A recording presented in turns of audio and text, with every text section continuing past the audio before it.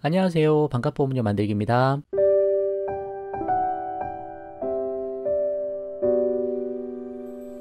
오늘은 부모가 노후에 넉넉해야 오히려 자녀가 행복하다라는 제목으로 영상을 좀 만들어 봤습니다. 노후자금 준비 관련해서 생각해 볼 만한 관점에 대해서 좀 이야기해 보려고 하는 건데요. 우선순위를 이제 어떻게 하는 게 좋을까? 그런 부분에 대한 이야기입니다. 자녀를 키우고 하다 보면 여러 가지 준비할 게 너무너무 많잖아요. 돈이 들어갈 것도 많고. 그래서 본인의 노후 자금을 잘 준비하지 못하고 자녀를 위해서 올인하신 부모, 그분들과 이제 부부의 노후 자금을 먼저 잘 준비하신 부모, 그 두 분 간에 어떤 차이가 있는지 그거에 대해서 좀 이야기해 보려고 합니다. 물론 이제 저랑 관점이 좀 다를 수도 있고 각자의 환경과 처해진 상황이 다 다를 수도 있기 때문에 다른 견해가 있을 수도 있죠. 근데 이렇게 생각해 볼 수도 있겠다라는 차원에서 한번 보시고 나는 어떤 결정을 하는 게 좋을까? 그 부분에 대한 관점을 한번 잡아보시면 좋겠다라는 차원에서 준비를 해봤습니다. 한번 잘 보시고 이런저런 생각도 많이 해보시고 결정이 필요하시면 잘 결정도 해보시면 좋겠어요. 한번 시작해 보도록 하겠습니다.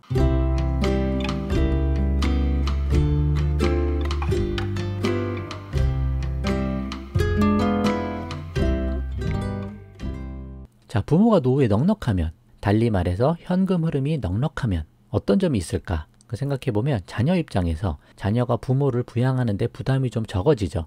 그러면 본인 가정, 자산 마련하는데 좀 더 빠르게 집중이 가능하다. 그래서 빠르게 안정된 생활이 가능하다. 그런 점을 볼 수가 있겠죠. 예를 들어서 부모가 돈이 하나도 없고 생활비도 부족한 데다가 이런저런 병치레도 많이 하고 또 자꾸 돈이 들어가면 본인 가정 자산 마련하는데 좀 속도가 늦어질 가능성이 있다. 그런 부분을 생각을 좀 해봐야 되고, 자녀가 부모를 찾는데 꺼리낌이 없어지는 거죠. 부모가 현금이 많으시고 매달 연금 소득이 많으셔요. 그러면 재정적인 부담이 전혀 없습니다. 자녀 입장에서. 찾아가면 부모들이 오히려 이것저것 또 많이 해주시고 또 맛있는 것도 많이 사주시고 선물도 주고 여행도 가고 그런 거죠. 그렇다 보면 자녀가 설령 형편이 좀 어렵더라도 찾아가는데 별 부담이 없는 거예요.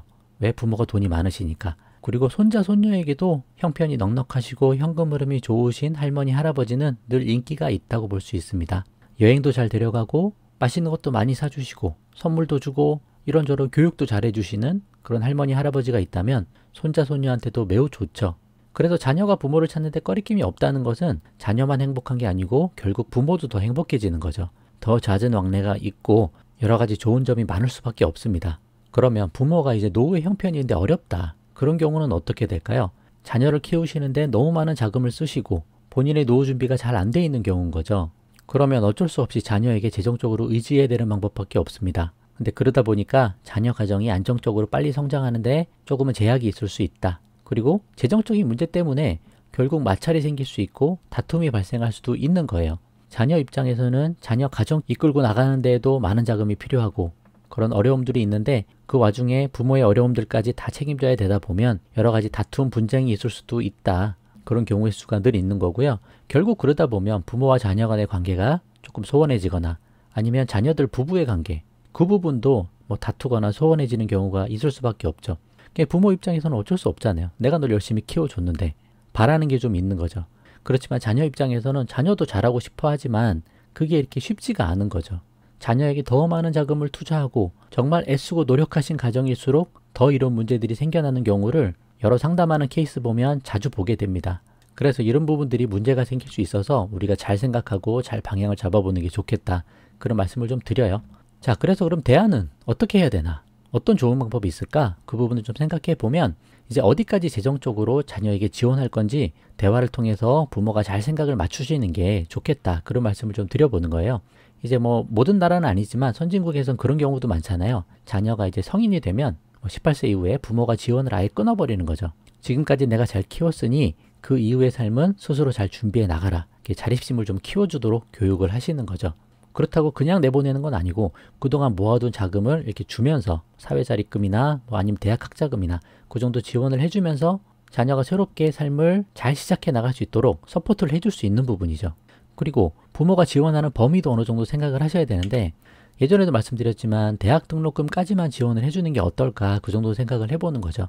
1차적인 교육의 완성 단계, 요 대학 등록금까지만 준비하는 거고 그 이후에 이제 결혼하는 비용, 그리고 자녀가 주택 마련하는 비용, 또 자녀가 사업한다 그런 사업 자금까지는 준비하지 않고 그냥 요 정도까지만 하고 나머지는 본인의 미래를 위해서 준비를 하는 거죠. 이것저것 다 주고 나니까 결국 부부에게 남는 게 하나도 없는 거죠.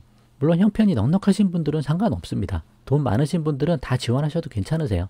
그 가정 상황에 맞게 하시면 되지만 그렇지 않은 가정이 이렇게까지 지원이 많이 들어갔을 경우에 부부의 노후가 문제가 되는 경우가 많다.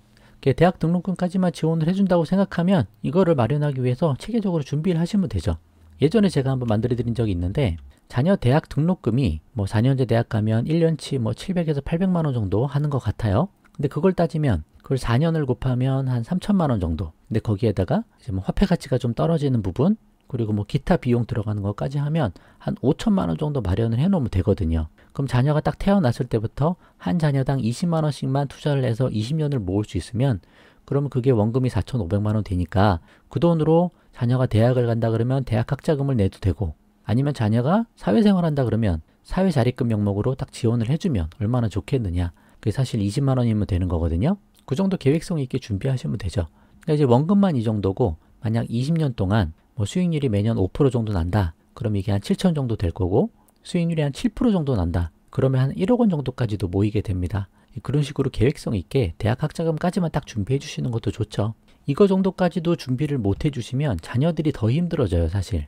결국 자녀가 사회생활 시작할 때부터 학자금 대출받고 빚으로부터 시작할 수밖에 없게 되는 거거든요. 그러니까 이것도 체계적으로 준비를 해주셔야 되는 거고 이 이상은 더 이상 지원하지 말고 그 이상은 부부의 노후자금으로 잘 준비를 해보자. 그런 생각도 좀 가져봅니다.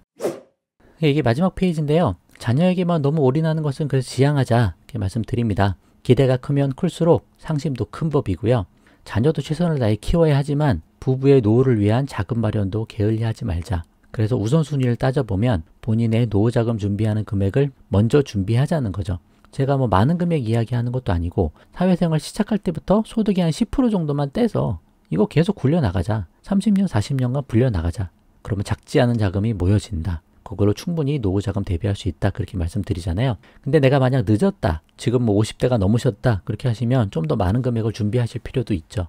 그러나 늦었다고 생각할 때가 빠를 수도 있으니까 지금이라도 시작하시는 게 좋을 수 있다. 그런 생각을 좀 해봅니다. 자, 그래서 결론은요. 노후에 넉넉한 부모가 될 건지 아니면 자녀만 바라보고 사는 노후 생활을 할 건지 부모가 스스로 결정하는 부분이다. 부모가 현금 흐름이 넉넉해야 나중에 자녀와의 관계가 더 화목하고 더 좋아질 수 있다는 부분을 잊지 마시고 어떻게 할지 결정을 하셨다면 미리부터 확실하게 준비를 하자. 그런 말씀을 좀 드려보겠습니다. 다만 각자의 상황이 좀 다를 수는 있으니까 상황에 맞게 가장 좋은 방법을 잘 찾아가 보시면 그것도 좋을 것 같고요. 그럼 오늘 영상 여기까지만 하고요. 도움이 되셨으면 구독과 좋아요 부탁드리고 공유도 많이 부탁드리겠습니다. 마칠게요. 감사합니다.